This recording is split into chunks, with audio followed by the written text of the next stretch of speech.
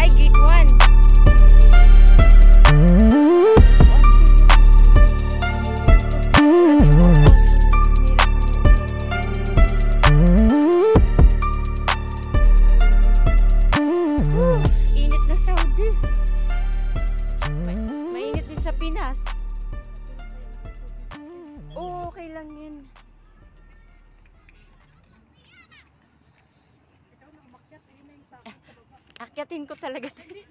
Meron sa baba pala. Oh, ayan. Ayun, te. Kuha ka na, te. Te, oh. Para may mapupuan tayo habang nanonood. Ilang oras ba ito? Hindi kaya? Ha? Hindi tayo pagalitan? Hindi. Omar! Omar!